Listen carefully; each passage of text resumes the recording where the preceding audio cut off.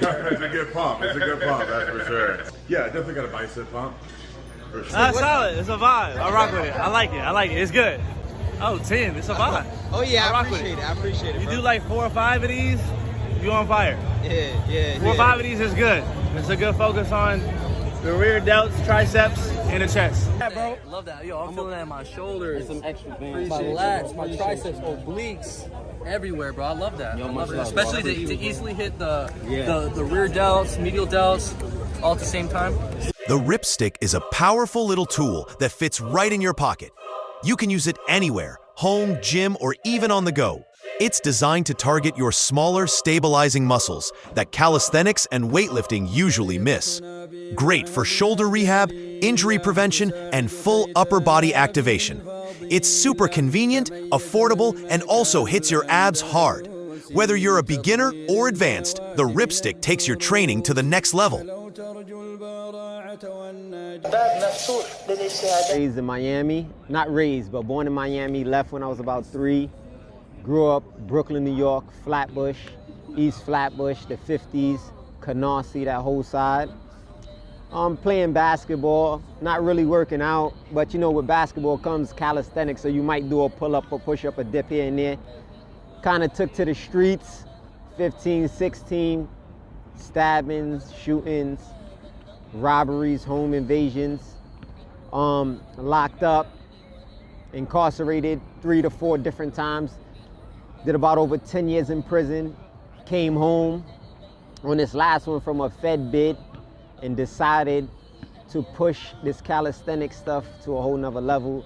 And I'm here now with you, Kas. You know what I'm saying? Like, we was in school, you know, of course we was really into basketball and, you know what I'm saying, like running around just being kids, man, trying to have fun. You know what I'm saying? And, you know, so that, you know, that was like Matt, you know what I'm saying? That was Matthew, you feel me?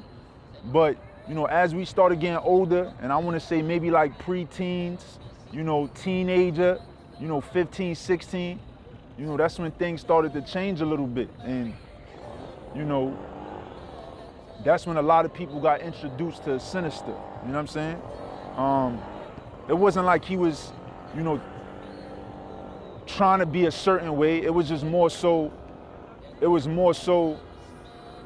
based off of the environment and what was going on. You know, you was either gonna be a sheep or a wolf, man. And I mean, the way we grew up, we wasn't gonna be no sheep, so. So when I first met him, it was about, I think last year I met him. So I got on social media for like 4 years. And how I found him on a channel before he was low in numbers. And you know what I mean, I seen what he was doing. I saw, you know, the union he was bringing. And I was like, I want to be a part of it, you feel me? After the whole team thing, I just, you know, I see a lot of teams going down. I saw what Rip was doing and it was just lifting each other up, but not only lifting each other up, it was about branding yourself, you feel me? So, you know, you represent the team, but you also got your brand, you know what I mean? So you take care of your family.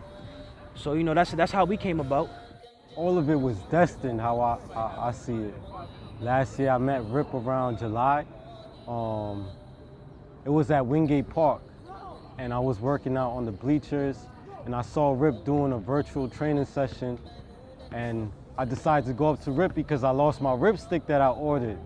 And we, you know, introduced ourselves, we chopped it up a bit. I bought another Ripstick off of him, and after that, I was just working with the Ripstick on the bleachers and having the community work with it. And it's funny because a lady at the park, she said, you know, you should really market the Ripstick because you know how to, you know, demonstrate it correctly, and you know. And after that, 2 weeks later, I ended up meeting Rip again, but I was doing a Uber Eats delivery, and I was coming back from East New York, and I'll always go into Lincoln Terrace, you know, to do simple 10 pull-ups, 10 sets of 10 pull-ups, and I saw Rip, he saw me, and it was history, you know. That's when I joined Team Rip right here at this park, Lincoln Terrace. So I believe for me as a youngster, and somebody told me this, it was my boy Smooth, he was unable to make it today, but he said that he noticed that the same thing, like people flock to me, and I don't know, charismatic. I'm just like a people's person, very social, even in the prisons I went to. Certain people I have don't like me, that's normal. You can't have everybody to like you, but for the majority, they would say, yo, this dude is cool. I would, you know, make people laugh. We would build, and I usually, you know, just I don't know, it was like natural for me. Maybe from my pops, from my moms. I'm not sure where I got it from, but also I was in sales, so I'm just like a natural people person, and I believe in unity, man. Like, the divide and conquer stuff is not my style. I like to be together. I like to roll in cliques. That's what we do in Brooklyn. I like to be thick, you know. I like the brotherly love, you know what I'm saying? Because at the end of the day, it's not about glorifying any negativity. You understand what I'm saying? So the person that he is today, you know, Islam, it overshadows it, man. It's positive. I mean, if you look at what he's doing, man, it's inspirational. You know what I'm saying? He's giving back to the youth. He's putting people in positions to win, man, and that's what it's about. I mean, you know, he started doing this calisthenics and going through this whole calisthenics journey. And you talking about somebody who did, you know, over 10 years in prison, man, and you know, came home with a totally different outlook on life. You know what I'm saying? And that's commendable, man. Like that's what I raised my hat to. The goal is, honestly, is for the youth to be able to see what we doing right here, and then rather them, you know, running to the block and whether they shooting dice or, you know what I mean, they getting indicted just for being around the wrong person, we got them, I don't even want to say distracted, we got them over here working out with us, you know what I mean, and want to, you know, change their whole lifestyle. Because if you don't know, you know, Rip done changed a lot of people's lives to the point where, you know, they was into the music industry and they wanted to go all the way north with it. We right here with it, we doing something constructive, and it's constructive, you know, it's making an outlet not only for the better of ourselves, but to create a pathway for our own, you know what I mean? Like, I got a little man, I got 2 sons, wife, so, you know, my whole house healthy, you know what I mean? And that's my foundation right there. I do anything to protect that, so I gotta lead, and that's what he doing. We leading by example. So now the goal, a lot of people think Rip Right is based upon calisthenics. It's more than that to me. Like what we said in the last theme, it's a mindset, a methodology, but I'm not building calisthenic athletes, I'm building entrepreneurs. So the main aspect is that everybody on my team or everybody on Team Rip Right becomes their own boss. You don't just be Rip Right. No, you have to have a goal, a mindset of building your own and working for yourself.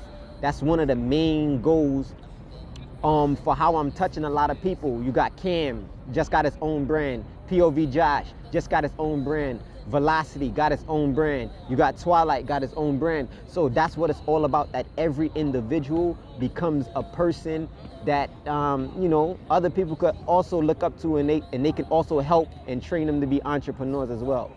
I used to work out by myself. I never really used to work out with a community, and now it's not just myself, it's my teammates, and it's the whole community. We learn from each other, we grow with each other, and this is my first time, you know, experiencing this. So I'm just adapting, adjusting to it, and honestly, I love it because I call these guys my brothers, and I love them a lot, you know, because without them, I've been really down and out. So I appreciate their presence, and it's a blessing. Shout out to Rip, shout out to Team Rip Right. I love him, man. All right, so coming off the summer, you know, COVID summer last year, definitely was taking calisthenics more seriously. So what better way to take it seriously than to come to, basically the Mecca is Brooklyn. So, you know, I had to step into Lincoln Terrace Park, and Rip Right hosts meetups. So, you know, text out the community, then you get the information, get his whereabouts, get the time, and you pull up. So I'm like, all right, I'm about to pull up. I'm hopping on the train. I'm actually talking to my homie, telling him all this was about to go down, because this is a big-ish moment. And stepping to Lincoln Terrace Park feels crazy, you know, you see it on film, you know, decades before my own time. And then to be here, seeing legends there, seeing Rip Right, seeing Young Beast there. Pulled up to him, he was like, I was like, yo, I'm here for the meetup. He was like, let's go. Jump right into a whole set. And it's the rip right requirements that one of them he has on his YouTube. And we was just, from there on, it was just straight good vibes. Really great energy that he bestowed. And just the inspiration, his strength was awesome. They tell you from the jump what the children are the future. So if you're not trying to get the kids off the street, then what's gonna happen? They're gonna end up like me.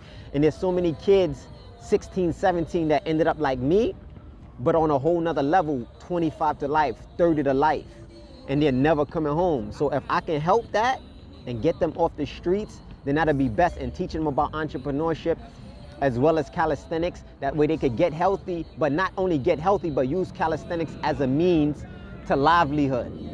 Something you love to do, now you're making money while you're in the park. Now you're making money while you're doing pull-ups, while you're doing push-ups, while you're doing dips. Then that's gonna better that kid's future. Then when he get older, he can do it for the other kids. I mean, as you can see now, it's not like when we was younger. You know, we had, you know, different recreational centers. You know, I don't know if you remember, you know, we used to be up in Hoopland and, you know, all these different places. You know what I'm saying? You had the BRC, you know, you had St. John's. I mean, these places are still here, but you don't have the same, you know, a lot of kids, man, they outside, you know what I'm saying? A lot of people, you know, they outside, man, and they getting into the wrong stuff. So this is just kind of, it's gonna kind of bring it back and just, you know, give the youth more inspiration to do positive things, man, and let them know that they could be entrepreneurs and they could do different things on a positive tip and still get to a bag, you know what I mean? Now, much respect to Marvin Gatlin, which he created the ripstick and didn't really want to push it to the level or whatever have you. I haven't had the pleasure of meeting him yet, but we're working on that. So when the ripsticks came into play, I didn't know whose own they was. The guy that introduced me to him was the creator of the stick. It was his student. So we started just pushing the sticks, and I seen the ability that they had on the calisthenic industry. And it took me to a whole nother, since April of last year till April of now, we're talking over 100,000 in sales. It changed my life, it changed my body, it changed me financially, it changed me in so many ways. Every workout that we as Team Rip Right do, we incorporate the ripstick, and I think it's one of the best things that happened to me after my religion in reality.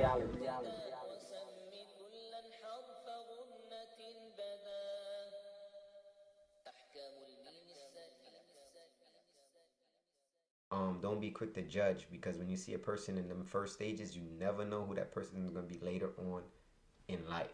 End of the day come, he hit me off with my cigarettes. After that, I go back to the housing unit, eating pork grinds, beating dudes up, running a house. Same old program. مفتوح للاجتهادات التقريب هذا حد العالم هذا طالب هذا راسخ والى اخره. Assalamu alaikum wa rahmatullahi ta'ala wa barakatuh to all the Rip Hadith disciples, YouTubers and viewers. Welcome back to a new video on Rip Right HD. And today I'll be telling you a very, very special story. It was my coming to Islam, becoming a Muslim, and actually I was incarcerated at the time. So let me give you a little explanation on exactly what happened. Now at the time I was 18 years old, I was on Rikers Island fighting an attempted murder. Now if you watch my prison stories, you can check in my playlist. I spoke about how I went to prison for that particular bid. In 2003, a shooting, somebody got shot in the head. I was charged with it for attempt murder at a club. So now I'm sitting on Rikers Island in 2 Upper North Side, 2 Top Body Shop. I'm in there with Big Blood, MO, is a few other people in that particular spot. Now, months go by, I bounce from 2 Upper to 2 Main to 2 Upper to 2 Main. Signing into school, getting switched from Upper to Main, the housing units. But at this time, I'm getting my weight up crazy, what we call it, meaning I was getting known for violence and holding mine, you know. Okay, so a young dude came in, we all around the same age. He was from Flatbush. His name was Muppet. Shout out to Muppet. He was in One Main at the time. So whatever have you, me and Muppet became mad close because when I was going on the school floor, you know, I used to go into Muppet's classroom to where that house was at, which was One Main, and I used to play chess with the teacher. Me and Muppet used to chill, and we started getting a crazy, crazy bond. All right, so boom. In the meantime, in between time, they stopped cigarettes on Rikers Island. At one time, the adults used to be able to buy cigarettes. We used to get the cigarettes from the adults. Then they stopped cigarettes in general. So the police officers started to bring in cigarettes. And they started giving them to the prisoners. And the prisoners started to sell the cigarettes for an exuberant amount of money because you couldn't get them. So you was paying $20 for a whole pack of Newports. Sometimes $7, $8 for one cigarette. So at the time, I'm not really a weed smoker, but I'm heavy indulging into cigarettes. I used to smoke cigarettes all of the time. So my sister, she's married at the time to basically my brother-in-law, but he's locked up. So he's on Rikers Island with me, and he kind of got his weight up. He's in the adults. I'm in the adolescents. We're in the same building, C-74, Adolescents at War. So I hit my sister up like, yo, I need to make some bread. And I also need to be smoking. You know, because we used to buy cigarettes from the adults, buy cigarettes from whoever had it, whoever was getting it sneaked in. So I was like, yo, I need you to sneak me in $20 on the visiting floor. You know, it's contraband. I'm going to get it, bring it back. I'm going to buy a pack of cigarettes. I'm going to sell 5, 6 of them. Then I'm going to smoke the rest. And then I'm going to use the 5 or 6 that I sold to buy more packs and then eventually start flipping. So she like, nah, I ain't bringing nothing on that visiting floor. And then she gonna jeopardize her situation with her husband. She like, yo, my husband got a dude in there that he's the man. So I'm like, yeah, so plug me in. So she like, say that. She plugs me in. But I don't know she plugs me in yet. So one day I'm sitting, mind you, at this time, I have 2 Upper North Side. 2 Top Body Shop is my house. I'm running it with another cat in there from Queens. He was Crip named SP. He did some foolery, and I ended up dusting him. However, and we let him live like, but long story short, we're going to get into that as well. So he got half of the crib, I got half of the crib. It's ours. Like, we doing whatever we want to do. I'm lit at this time. Miss Feliciano, I'll never forget her name. She was a police officer. She called me. She's like, Mr. Nesbitt. I'll go to the gate. I'm like, yo, what's up, Feliciano? She's like, yo, the imam wants to see you. So I'm lost. I'm like, imam, what's that? At this time, I'm 18. Never knew a Muslim, never seen a Muslim, or wasn't aware that I seen a Muslim. And I'm from Brooklyn, you know? So she like, oh, it's a religious leader. Go down here, right by the gym, and you make this left turn, and you know the office is over there. So mind you, the gym, I used to be able to go to the gym a lot because we used to play basketball with the police officers, Smalls and them, and it was a dope little setup. So I had no idea they had a mosque and all of that stuff. All I knew about was that the church that was there. So when I went down there, I seen a dude with one of these on, Kufi. Ask me how I don't know what's a Kufi in 2003, and I'm 18 years old. I'm lost. I was lost. You know me, I come down there, I see a dude, Kufi, I see a chain, a law chain, silver joint. And he like, yo, you Keisha brother? Blah, blah, blah. I'm like, yeah. So he like, yo, come with me. We went into the imam's office. So now this guy, his name was Muhammad. He like, yo, my name Muhammad. I'm your sister's husband's homeboy. You know what I'm saying? I got you. He brought me into the imam's office, which is the outside religious leader.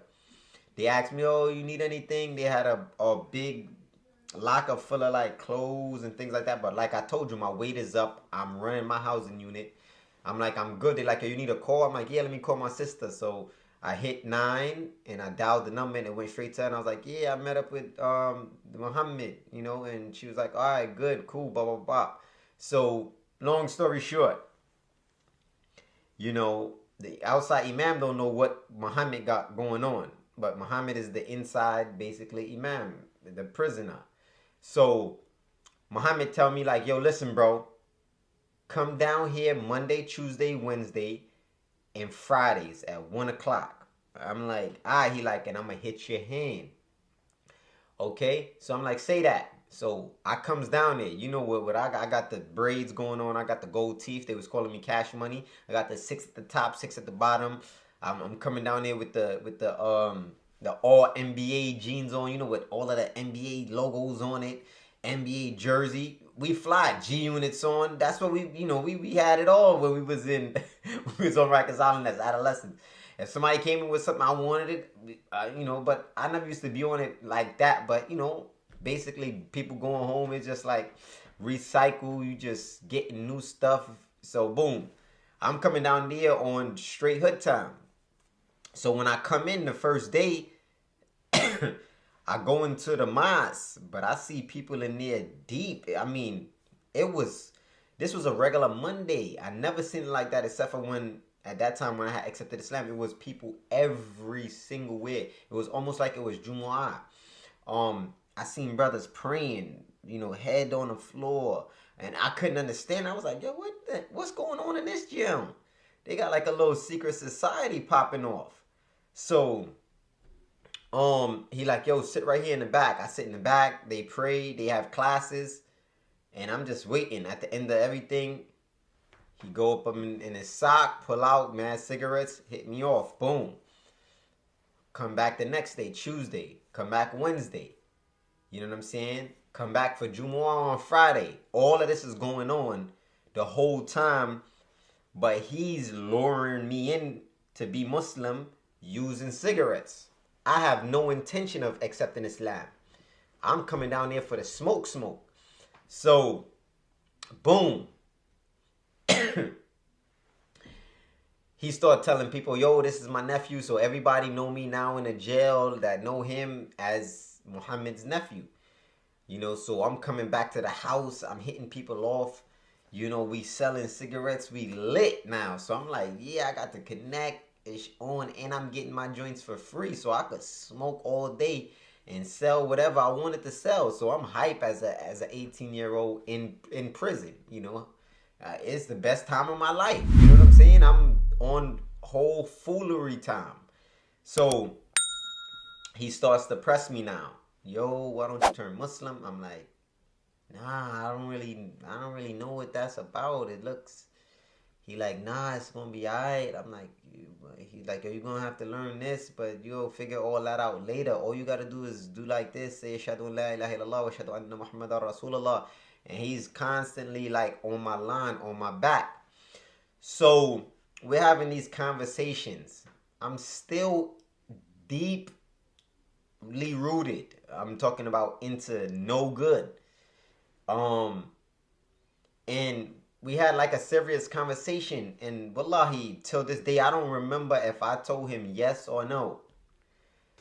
I really think he just sprung it on me. Like he really sprung it on me, like set me up. And we know that the person who accepts Islam, if he does with the proper intention, then he's like, as a brand new baby, he has no sins. That wasn't the case for me, and Allahu a'lam wa a'la. Allah knows best. Because I was duped. So I come to one of the classes. I'm chilling. I'm in the back. I used to fall asleep. He used to wake me up at the end. All kind of stuff used to go on. So I'm in the back. And he's up in the front talking. And everybody is facing him. And he's facing the crowd. So I'm in the back sitting in the seat. With the brothers that used to pray, sitting down. And the guests and whatever. So this is a regular day of class, Monday, Tuesday, or Wednesday. And then all I hear is my nephew wants to take Shahada. I don't know what Shahada is, but I know it's to turn Muslim. Because the whole crowd And when I tell you, used to be deep in this little masajid, this little musalla in prison, it used to be deep. Now that I think about it, that was amazing, because I've never seen so many brothers come to class like that on a class day. And, you know, they was coming like it was Jumu'ah. So everybody like boom, boom, boom. So now I'm sweating, you know, coming down the Bills Act. So, you know, I don't know what to do. Everybody looking at me, I'm on the spot. So he says, nephew, come up here. So I go up there. He's like, yo, sit right in front of me. So I'm sitting basically in front of him, almost like knee to knee. And he just laid it on me right then and there. And I ain't say no. I didn't reject it. He said, stick your finger out. I stuck my finger out. He said, repeat after me. Ashhadu an la ilaha illallah wa ashhadu anna Muhammadan Rasulullah. Takbir, everybody screaming, Allahu Akbar, Allahu Akbar, Allahu Akbar, Allahu Akbar. Brothers is coming up, they hugging me. Assalamu alaikum wa rahmatullahi wa barakatuh. Ahlan wa sahlan. I'm getting hugs, and I don't even know how to respond. I don't know salams. I don't know nothing. End of the day come, he hit me off with my cigarettes. After that, I go back to the housing unit, eating pork grinds, beating dudes up, running the house. Same old program. Nothing ain't changed. Going back down there, getting cigarettes from him, so on and so forth. So what really changed my deen and my Islam was there was two outside coordinators according from the outside. One was Imam Jilani, and the next one was Imam Askia. Now Imam Jilani was sharp. Alhamdulillah. Askia has some ilm too, but Imam Jalani was on a different level at this time. And we get into a halaqah one day, because once I accepted Islam, the adolescents start finding out about it. But it wasn't like one of those things like, oh, yeah, son turned Muslim because he was scared. Because I never knew about accepting Islam because you shook Daddy Kane. You know what I'm saying? I seen a lot of Crips come in. I seen a lot of Bloods come in. I seen a lot of people who scared and accepted Islam later on. So I understood why at one time I was being attacked, because they thought I was actually some ex-gang member hiding behind a kufi or scared. So it wasn't a big thing when I turned Muslim, because I was putting in poison. They knew that. You know what I'm saying? So when I turned Muslim, my boy found out. So another dude named Mustafa that was born Muslim came to his house. So my boy ended up turning Muslim. And then him and Mustafa, who I was talking about, Muppet, and one main, they started learning Quran, learning Hadith, learning this, learning that. And unbeknownst to me, I don't know what's going on. I'm still, like I told you, duffing dudes out eating pork rinds. So one day they put us in a halaqah. And Imam Jalani like, yo, no, it's time. Everybody here should know Al-Fatiha, kada wa kada wa kada. I don't know what that is. I'm chilling. So that's the opening of the Quran, the first surah you should learn. You know what I'm saying? So I'm like, all right. They going around in a circle. Alhamdulillahi Rabbil Alameen Ar-Rahman Ar-Rahim Maliki Yawmiddin. Everybody, boom, boom, boom, boom. Some people fumbling, some people know it, some people don't know it. Yo, they come to me. I don't know it. He like, how long you been this Muslim? I told him, he said, somebody needs to help the brother. He has to learn this, he has to learn that, he has to learn this. I'm embarrassed, but I'm not really embarrassed because I'm very kind of competitive somewhat. But this is where the competition started. Because as we went around and it got to Mustafa started spitting Al-Fatiha. He started spitting Tashahud. Then it went to my man. Him just turned Muslim. Him start spitting Al-Fatiha, Tashahud. So I'm like, Niznagi. Nah, you ain't about to do me in like that. I'm on one now. Pause. So I, you know, I get what I need to get. Go to Muhammad. Yo, listen, what's this? What's this? Give me that. Give me this book. Give me this book. What I got to learn here? And I just started to learn. Still at this time, not praying on my own. I'm not doing no salawat, no nothing. I'm just learning Al-Fatiha, Tashahud, the Prophet's prayer. And then, alhamdulillah, I got better. And then when I went to the adults, I met a brother from Flatbush, Abdul Shakur, Hafidhullah Ta'ala, may Allah preserve him, and have mercy on him. And he taught me my first surah, and he made me start to pray my prayers on the housing unit. And we was together for a little while, and then once I started to pray, it was over. And then Jumu'ah, and start to learn about the jinn, and start to learn about certain different things, because Imam Jalani was giving it up in these Jumu'ahs, and I started to have a sense of spirituality, and the deen overcame me. I mean, so sometimes people want to judge, oh, he did this for that. It maybe. And at the time, he maybe wasn't sincere, but I know, because I wasn't. And alhamdulillah, Allah chose me as a Muslim. And it was the most beautifulest thing in my life that changed me. If I would have went in and came out a non-Muslim, it would have been problems. And Allah knows best. If I didn't learn proper self-restraint, discipline,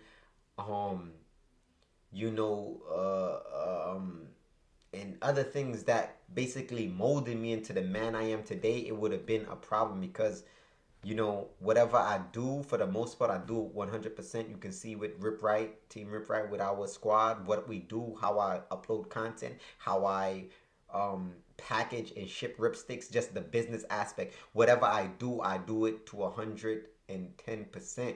So once I got into the religion, it was like, it was over after that. And Allah, alhamdulillah, blessed me, and now you see a Muslim before you. And Allah knows if I'm sincere or not. But at that time, I know without a doubt that I didn't accept Islam because I was interested or I wanted to be a Muslim.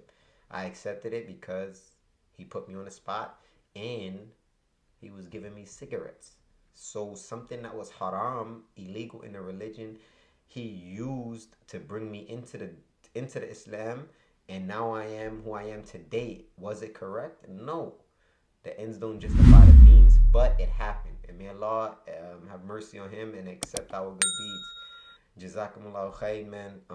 I hope that story benefited somebody.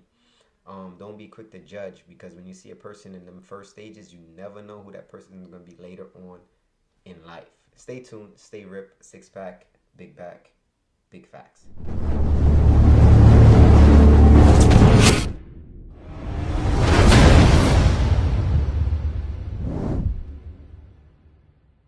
Indeed, in the body, literal translation, is a lump of flesh, a piece of meat. إِذَا صَلَحَتْ صَلَحَ الْجَسَدُ كُلُّهُ. And when that lump of flesh... Dudes got scalpels on them. They got all kind of knives and weaponry. I don't know what's going on. Drug me. I went down bigger than Nino Brown. So, boom, he hit me. Boop, bop, boop, bop, bop. Islam is a religion where we don't turn the other cheek. So if you have to defend yourself, you defend yourself. هذا حد العالم، هذا طالق، هذا راسخ، وإلى آخره. Assalamu alaikum wa rahmatullahi ta'ala wa barakatuh to all the Rip Hadith disciples, YouTubers, and viewers. Welcome back to a new video on Rip Right HD. Y'all already know what time it is. I'm going to tell you how I started to beef with the Bloods on Rikers Island. It was unfortunate for me at the time, because I got dusted quite a few times. So this story is gonna keep going. And as I said, I'm gonna try to get y'all some information on locking out, what I mean about burner, and different things on day room dummies, because we're gonna be jumping back and forth from my my different periods in the bids and what stories I think that's gonna be beneficial. As we said, we don't use this for glorification. We could care less. We use this for educational purposes. So if you take these stories and think you're going to do what I did, you're highly mistaken. Okay? Now, we don't promote violence, but we don't promote cowardice.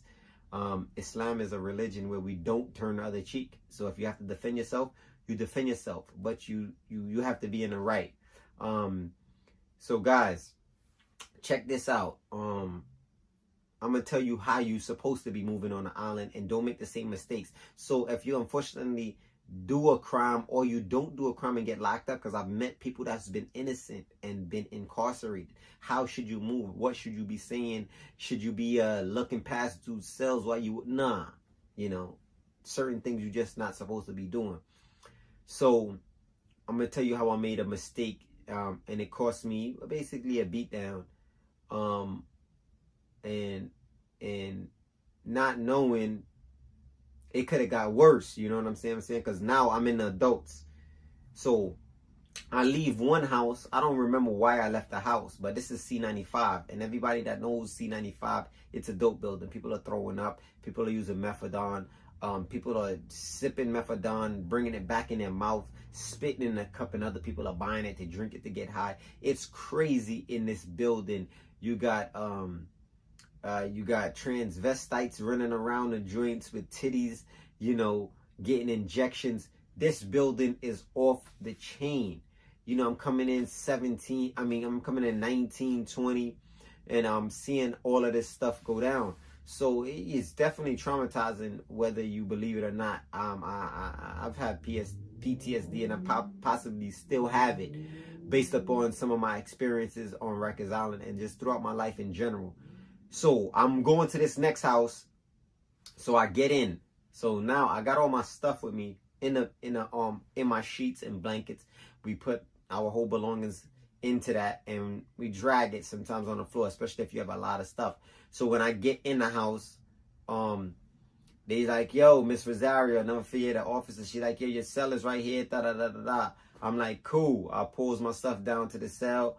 I grabs the blanket, lifts it up, put it on the bed. At this time, it's like 4 and some change, so it's time to eat. It's time to eat dinner. So I'm like, yo, cool. We was having beef patties. You know, you get 2 beef patties. I'm like, oh, I'm about to crush these beef patties.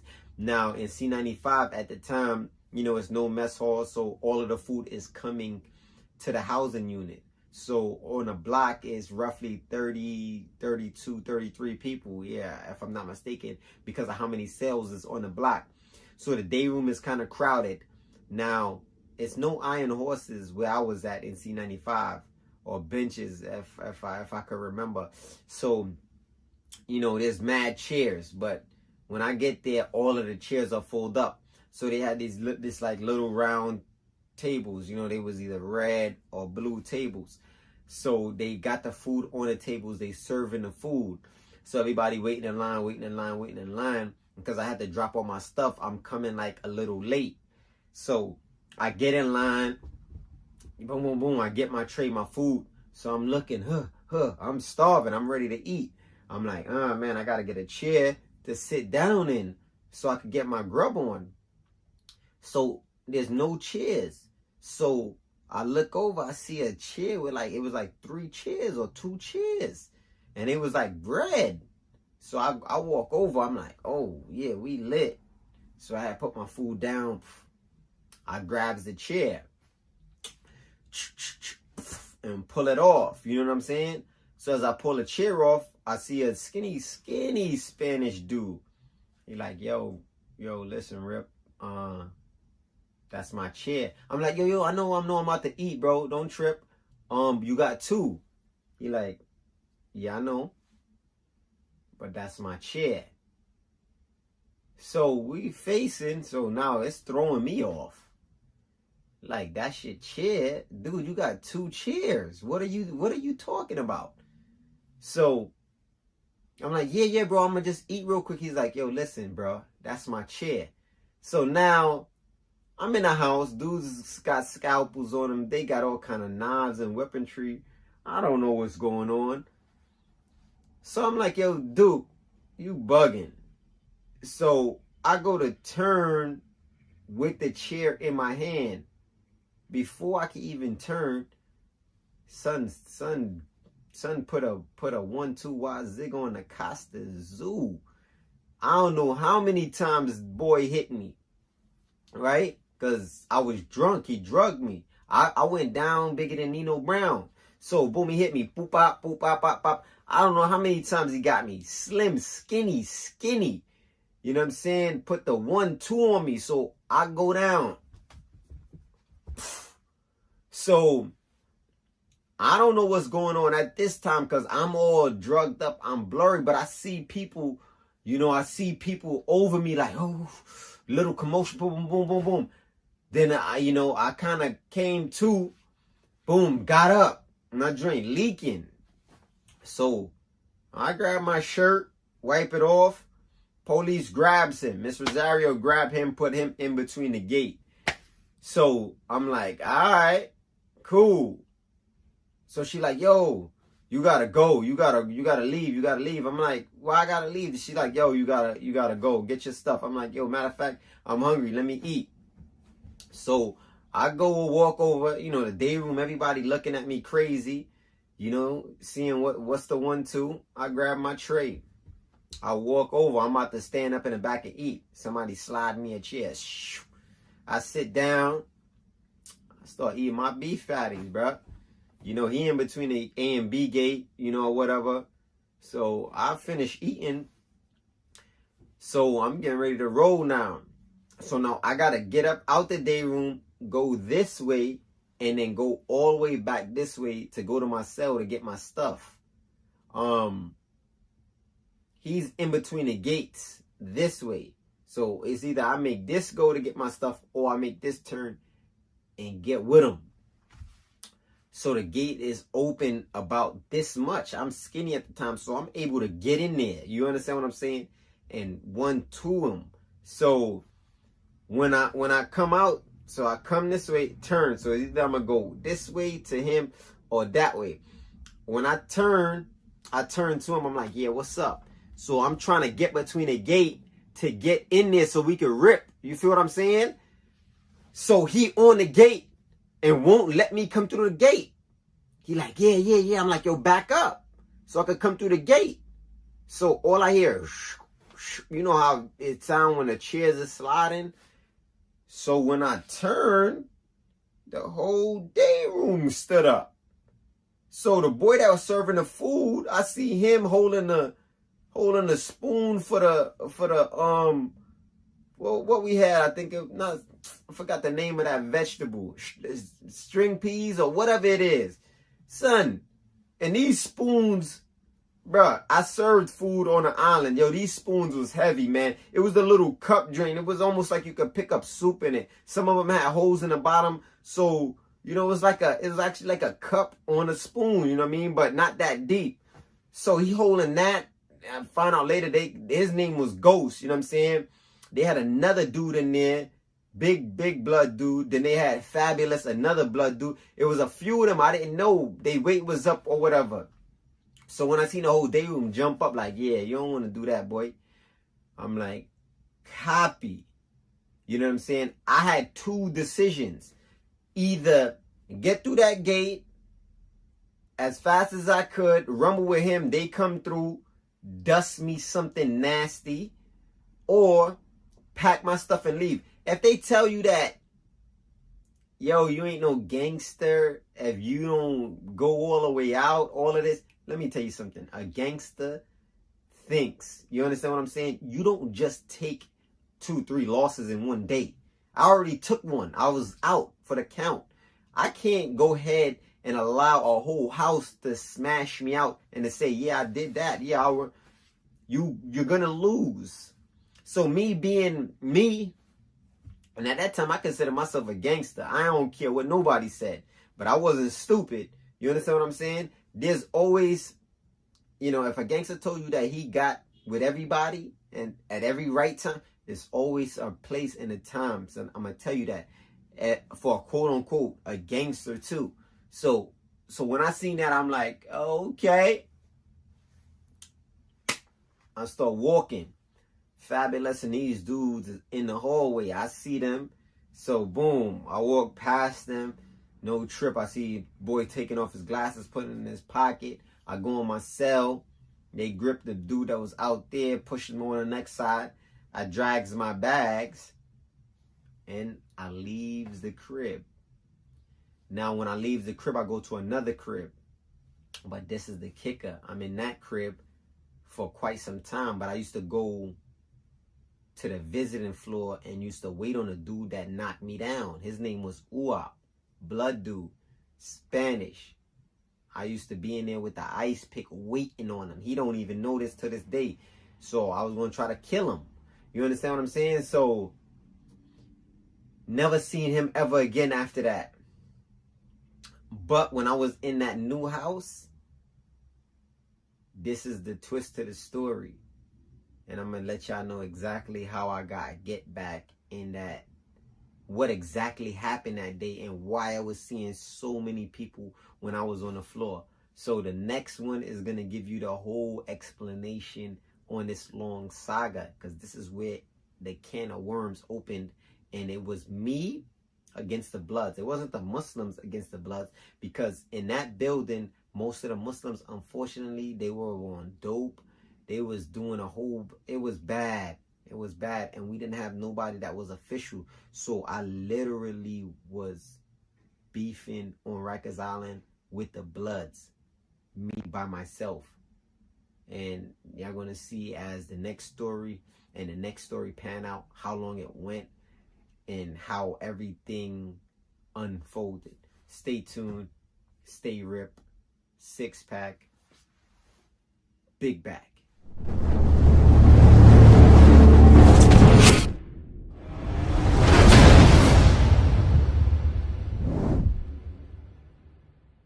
Indeed, in the body, literal translation, is a lump of flesh, a piece of meat. إِذَا صَلَحَتْ صَلَحَ الْجَسَدُ كُلُّهُ. And when that lump of flesh... Mind you, an hour or so before that, me and Grape crushed QB in the pen, the housing unit. Me and Hamo got it on. He got the best of me. Now they bring me back to a new house, which is the old house from 3 months ago where I got ran out at. Do you understand what's going on? I'm trying to see who in the house, because I got ran out of this house already. You feel what I'm saying? So you got to be smart. My brother died while being incarcerated on Rikers Island. So I'm not a dummy. I know it can go there. هذا حد العالم، هذا طالق، هذا راسخ، وإلى آخره. Assalamu alaikum wa rahmatullahi ta'ala wa barakatuh to all Rip Right Hadith disciples, YouTubers, and viewers. Welcome back to a new video on Rip Right HD. Sorry for the long wait, guys. I was a little wrapped up with the whole paid meals events, feeding the people in need, as well as traveling to Florida and back. And I'm seeing a lot of comments on my post about yo, that's like PC if a dude pack you out, or you know, you gotta do this and you gotta do that. First and foremost, there's gangsters and there's idiots, in my opinion. You know, if you just wilding out doing whatever you want to do, okay, that's fine, but there's a time and a place where you have to think, and he who fights and runs away lives to fight another day, right? That's what they say. So you got to be smart. My brother died while being incarcerated on Rikers Island. So I'm not a dummy. I know it can go there, and I know the circumstances. So yeah, if you want to say, yo, that's like going to PC. Okay. Sammy the Bull was in PC, ratted and all that. He still had 15 bodies, so he was dangerous. So at the end of the day, I'm not condoning whatever the case is. But what I'm saying is, you have to be mindful and you have to be smart. You can't dive into a den full of lions. Now, if you already happen to be in the den, then you have to rock out with your sock out. That's just what it is. But if you're not in there, why would you go in there and put yourself in a situation to probably not come out of it? I know a lot of people that done it and they're not here to talk about it. Why? Because they wasn't using their brain. So sometimes you have to think, all right? So guys, where we left off at is later on, after I left that house, somebody came to the house from that house, but this was months later. And at the time I had a long time in the prison, so I had some time in. So I used to go to court every 2 months or so. So it was kind of hard to catch people. Like I said, I never seen UAP again. So, you know, I was done. So the guy came to my block and me and him was talking. He was like, yeah, I remember when they jumped you on the block we was on. And I said, jump me? Nah, nobody jumped me. That's what you talking about when UAP knocked me down? He like, nah, they jumped you. But remember, guys, when he hit me, he put a bruising on me, so I was kind of woozy.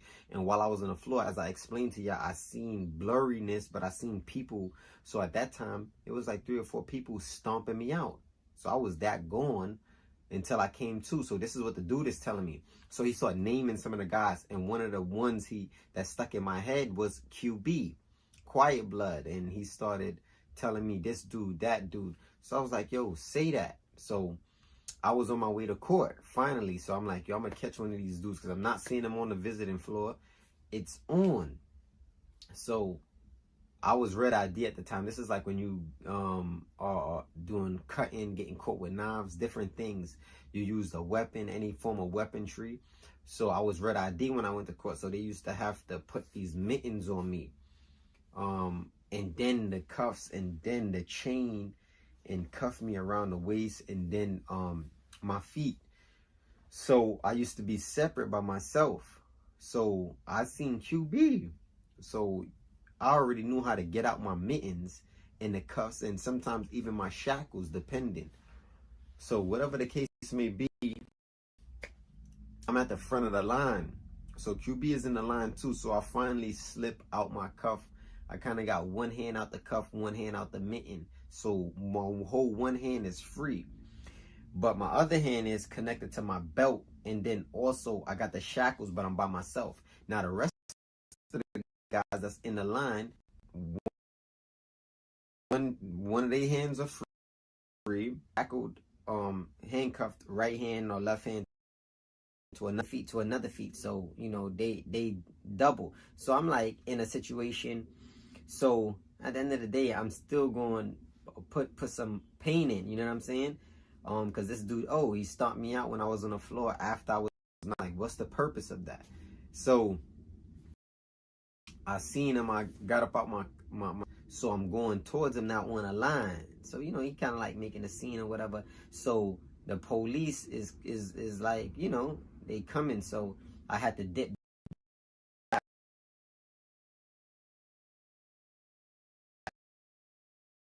Don't call me for the protest. Don't call me for the protest. Don't call me for the protest. Don't call me for the protest. Call me for the war. The whole situation, he's like, yo, Cash, what's good? I'm like, yo, yeah, dudes jumped me in the other pod, blah, blah, blah. I was telling them the situation. He's like, word? Yo, whatever you do, you know what I'm saying? Leave that alone. Like, don't even, like, yeah, all right. So we go to court. They got me separated or whatever the case may be. Because usually, like the red IDs, they put in another pin. So we go into Brooklyn court. I'm in Supreme. You know, I don't know if he's in Criminal Supreme. I don't really see him. So on the go back now, we get on the same bus. So I'm like, yo, it's over. So they put everybody in the pins, uncuff them, and they save me for last. So when I look in the pin, they got me on the pin, taking off my shackles, taking off my the shackles on my feet. So I see my boy Grape in there. Now Grape is Muslim, so I'm like, yo, Grape, yeah, boy right there, he gotta go. So dude is looking at me, QB, in the pin. He not even paying attention to Grape. So as soon as they got these shackles off me, they opened the gate for me to go in. Before I could even go in, as I said, yo, Grape crushed him. Boom.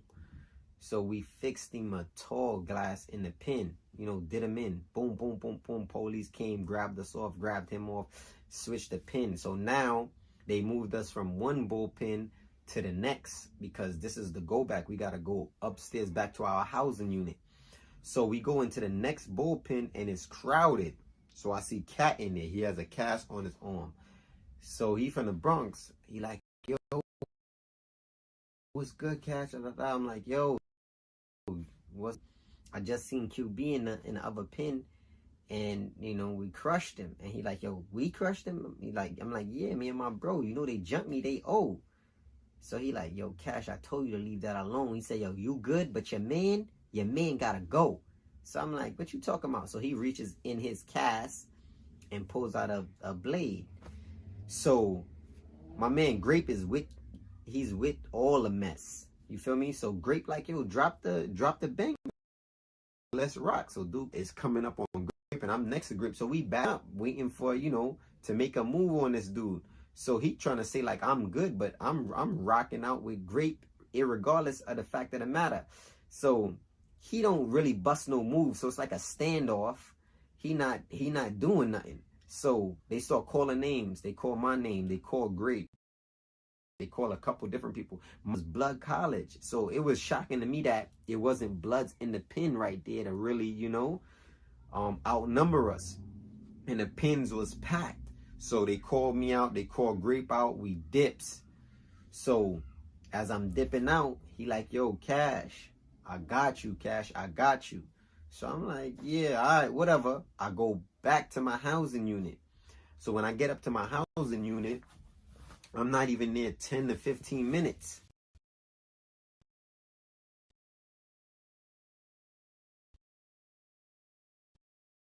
Don't call me for the protest. Don't call me for the protest. Don't call me for the protest. Don't call me for the protest. Call me for the war. I like that. And it's only house. So he come to me like, yo, you violated the homie. And I'm like, who? I'm like, yo, he jumped. He violated me. So they like, yo, listen. They set something up where I had to shoot the fair one with. Mind you, Homicide is a dude I know for about almost 2-3 years now, going, because I was on the island for like 3 years. This time me and Homicide is cooking, we eating together peanut butter and jelly sandwiches. You know it, you know what I'm saying? It's like 7-Up. We back in pre-K with it. Like, this is my man. So I'm not tripping like, nah, Homo ain't going. But you got to understand, when you in that code, you got to roll with the roll. It's like when Big Puppet killed Little Puppet. You feel me? So now, at the end of the day, I'm like, all right. So I didn't really want to go hard on Homo because this was my man. But looking at it as business, you know, he's looking at it as strictly business. He didn't care. So we go to the last cell. Mine outnumbered. It's only me and a Muslim brother named Yahya. And he's like late 40s, probably early 50s, older brother, but he still came and held me down by the cell. Me a fair one. Why? I don't know. I still don't know to this day why. And them dudes got hammers and all kind of stuff, mind you. So we go to the back of the cell. So we square up, boom. So mind you, if I win, what you think is gonna happen? It's not gonna end like that. You feel what I'm saying? But still, I was still trying to get it in. You definitely gonna let no dude beat on me. I don't care if we was eating together or not. If you willing to work, so we gonna work. So we started rumbling, boom, boom, boom. He got the best of me. So they like, yo, you gotta roll. All right, like what people say, oh, they packed you out. You went to peak. No, I ain't house. They packed me out. All right, dudes, we got it on. I didn't win. It's time to leave. If not, they gonna do whatever they gonna do to me. So I got out of there. I'm not no idiot. But let me tell you what happened.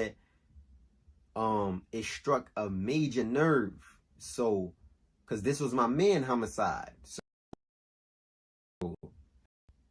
I get my stuff together. I'm leaving. I'm leaving the crib. Too many high classification houses that I could go to that I haven't really been through. I've been bouncing from high classification houses. There's maybe like 3 or 4 of them in the building, and I've been to all of them already. So I'm pulling my stuff, going, and I walk past him. Dude kicked me in the back, son.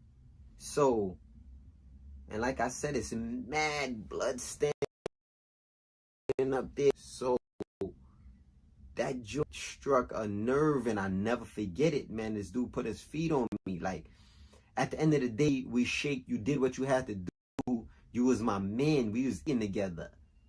So that kind of showed me that he really, deep down inside, he had something against me. Like, you know, or he was just trying to gain points. I don't know what the situation was.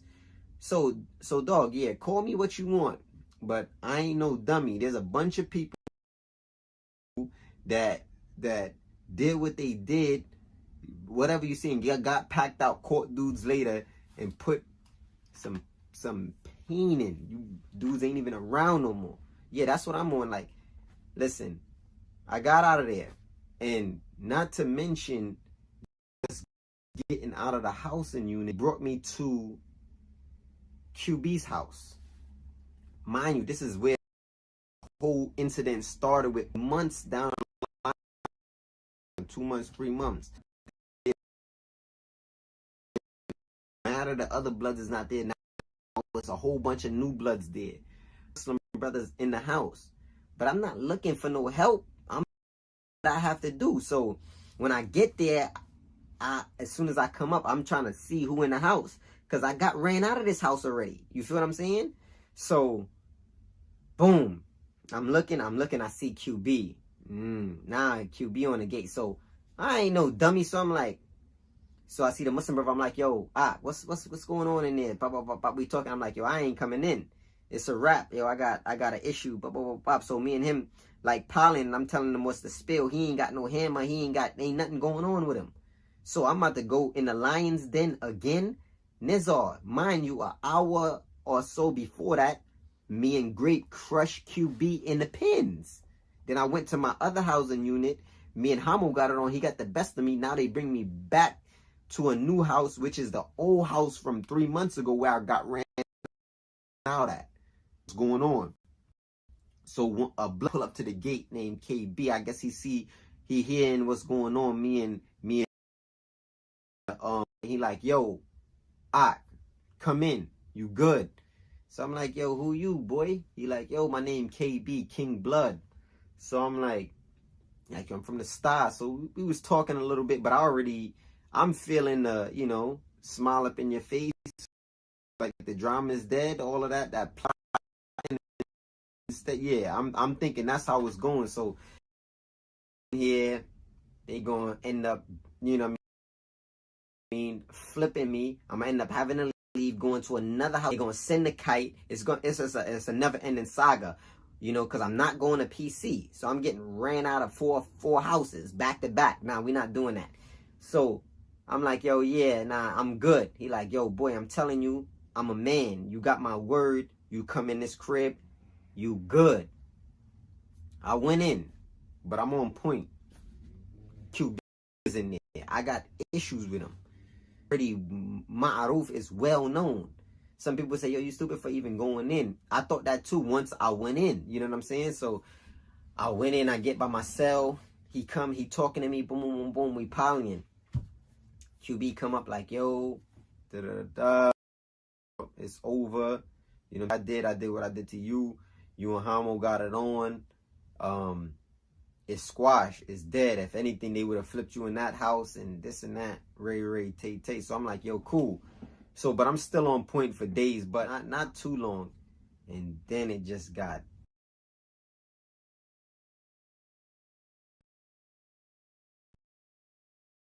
Don't call me for the protest. Don't call me for the protest. Don't call me for the protest. Don't call me for the protest. Call me for the war. After that. So stay tuned. Back.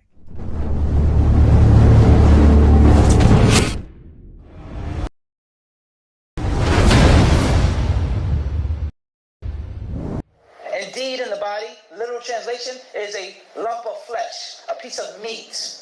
إِذَا صَلَحَتْ صَلَحَ الْجَسَدُ كُلُّهُ. And when that lump of flesh, they start beating on the boy.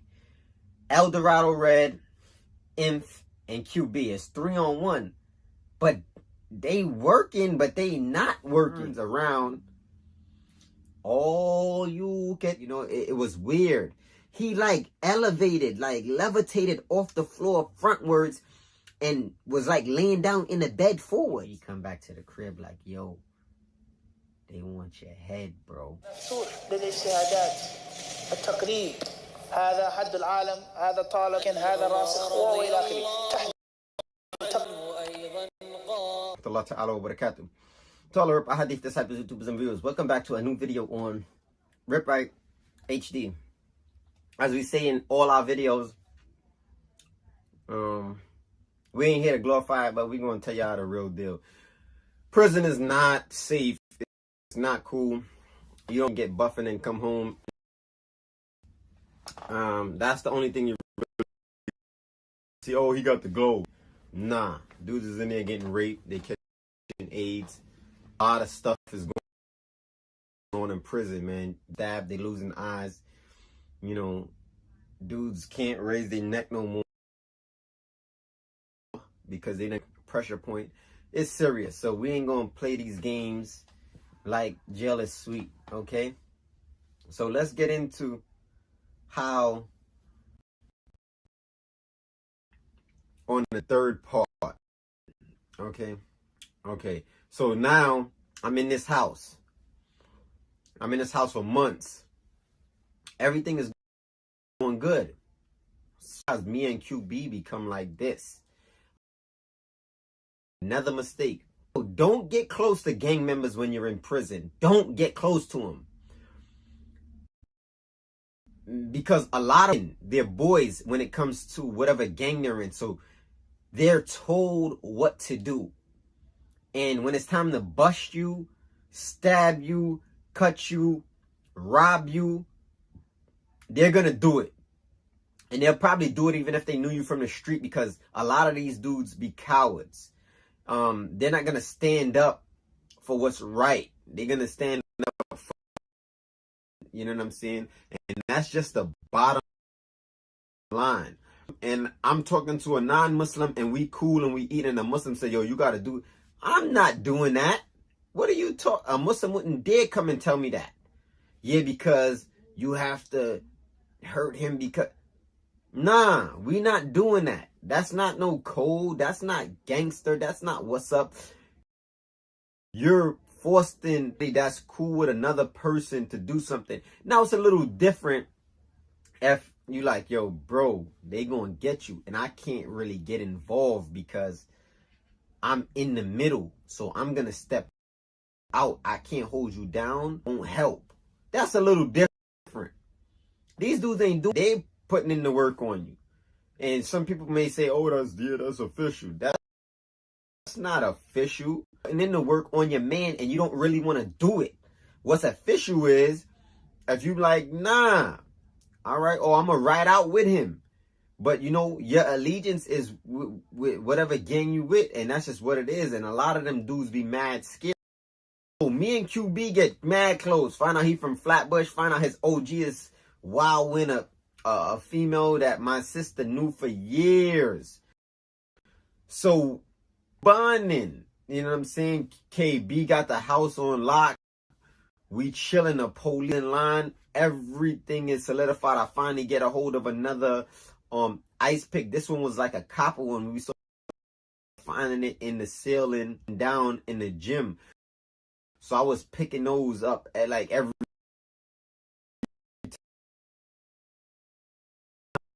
time I had a chance. Copper ice picks, you know, ready just in case, you know.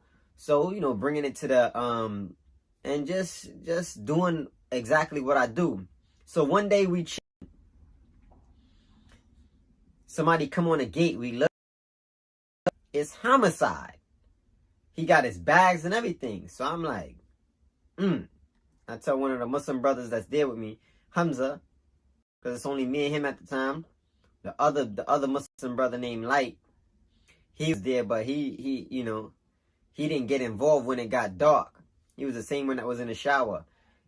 So I'm like, yeah, you know, I had an issue with boy months ago, but I really want to get son. But you know, the situation. He like, yeah, just be patient, huh? So I'm just chilling. Homicide come in. The first thing he do is gather the blood. Woo, woo, woo, woo, woo. They go to the back. You know, I'm just watching them now. I'm on the tier. They having a little meeting. I guess he's telling them the 1-2. And, you know, after they done, KB comes to me like, yo, yeah, boy is a dub. Like, ain't nothing going on. Yo, listen, stay away from son. He gonna stay away from you. And we gonna leave it like that. So I'm like, say that. But you know me, in my mind, I'm just waiting for the opportunity to catch this dude out there. So we had a gay officer that used to come through and run that side of the building. This dude was deviant. When I say deviant, I can't really say, because these was just, the stories was horrendous and it was widespread amongst the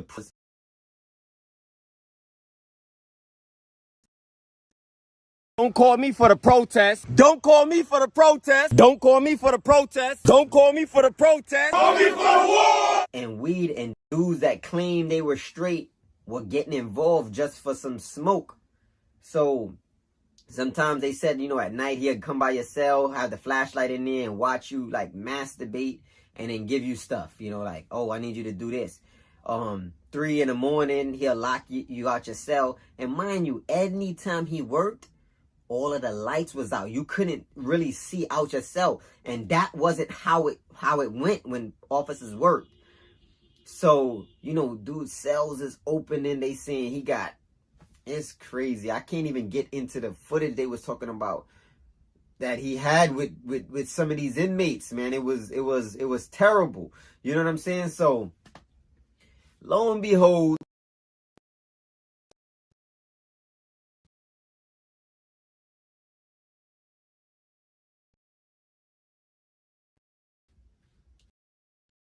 he's like Sunday night.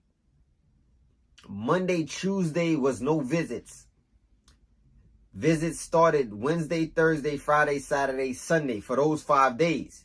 But Sunday visits was early. So it's Sunday night.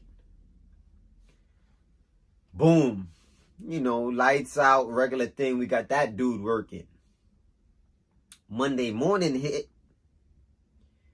Your boy Homicide is loaded. Mind you, Sunday night ain't no visits. Monday ain't no visits. Tuesday ain't no visits. But Homicide, however, has weed, cigarettes, you name it, he got it. So KB like, yo, what's good, boy? Like, where you get all that from? Oh, he made up some story. You know, because I wasn't really in a loop like that. I couldn't get involved.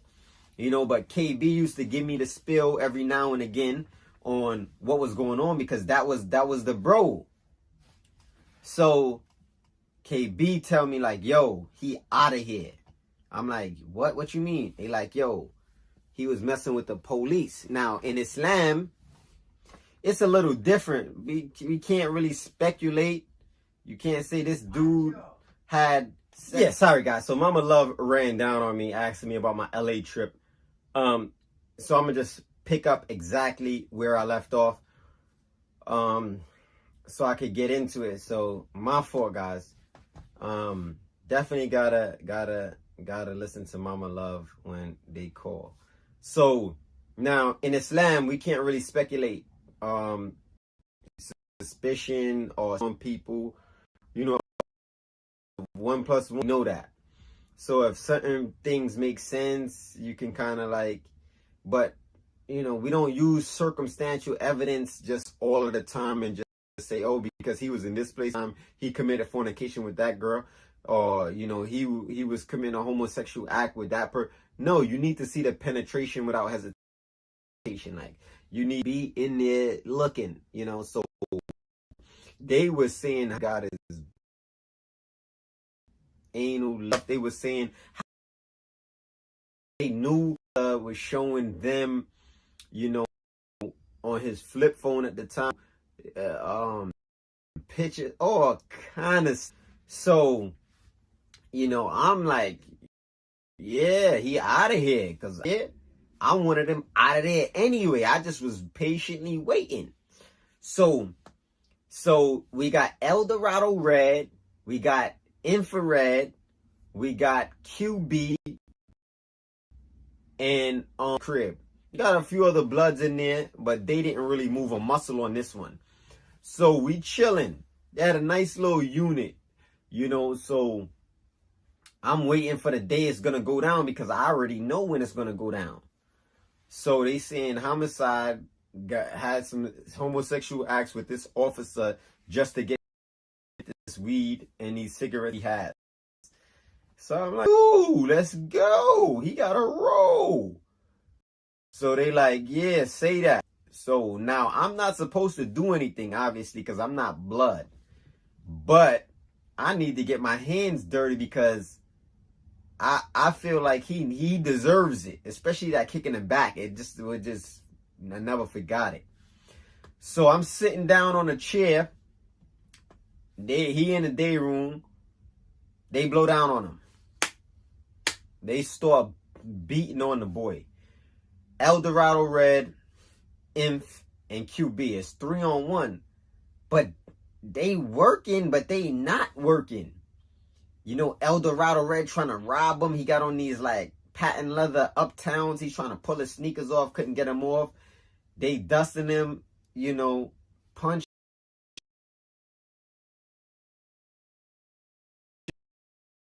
Don't call me for the protest. Don't call me for the protest. Don't call me for the protest. Don't call me for the protest. Call me for the war. Call me for the war. Bro, to me, like, that wasn't a man. So I go like this. All right. After he's on the floor, police come grab Inf, Eldorado Red, and QB and like, get off him, get off him. He's laying kind of like face down. So he kind of has to get up. So when he's getting up, I'm like in front of him, you know, at the TV. But, you know, I'm turned so I can see him get perfectly. So as he's getting up, I start getting off the chair. So as he's turning, the police ain't worried about homicide. They're worried about bloods that was jumping on him. So as soon as he gets up with his back turns around, all you get, you know, you understand what I'm saying? I mean, Allahu a'lamu ala. Yo, my hand wasn't swollen. I didn't break anything. But I person fall the way he fell. It was weird.